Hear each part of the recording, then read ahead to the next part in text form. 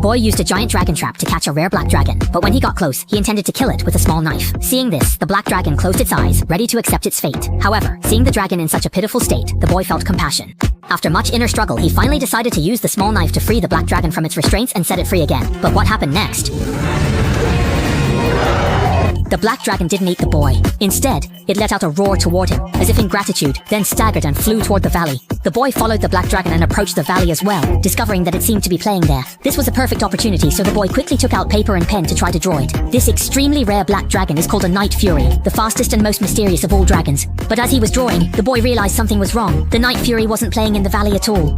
Instead, one of its tail fins was broken in half, so it couldn't fly very high and ended up trapped in the valley. The Night Fury not only had weakened flying abilities, but even hunting had become difficult. The fish it used to catch easily were now impossible to get. Seeing how hungry it looked, the boy went to the riverbank, caught a big fish, and prepared to feed it to the Night Fury. When he returned to the valley, the Night Fury appeared extremely wary, keeping its distance from the boy and never daring to come close. The boy realized it might be because he was holding a shield, so he threw it away, but the Night Fury still remained cautious. Seeing this, the boy pulled the small knife from his waist, tossed it to the ground, and kicked it away. Only then did the Night Fury dare to let down its guard and approach the food, but when it opened its mouth, there were no teeth inside.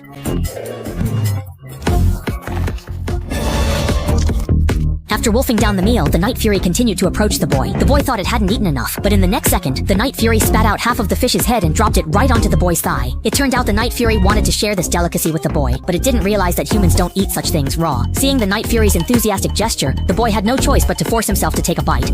He thought he could get away with one bite, but the Night Fury made a swallowing gesture, signaling the boy had to gulp it down. He was resigned to his fate. If he wanted to be friends with this dragon, he had no choice but to eat it. The boy struggled to swallow the fish, forcing an awkward smile. The Night Fury then imitated him, tilting its head the same way. The dragon grinned comically, and the boy tried to pet its head, but the Night Fury suddenly turned haughty and aloof. It flew over to a pile of sand and rocks, used its fire breath to blast them, and created a warm, cozy bed. When it saw the boy approaching, it pulled the covers over its head and went straight to sleep. But the boy was stubborn. He was determined to pet the Night Fury. In a fit of pique, the dragon chose a sleeping position that made it impossible for the boy to touch him. It hung upside down from a rock. When it woke up, it saw the boy drawing on the ground. Curious, it went over for a closer look, and was surprised to find that the boy was drawing a picture of it. To be honest, aside from being a bit ugly, it was actually pretty good. As a return gesture, the Night Fury picked up a stick in its mouth and spun and leaped around on the ground, trying to draw the boy. Unexpectedly, the dragon's drawing was quite abstract, so much so that you couldn't tell where the eyes or nose were. The boy was delighted and moved forward eagerly. Forward.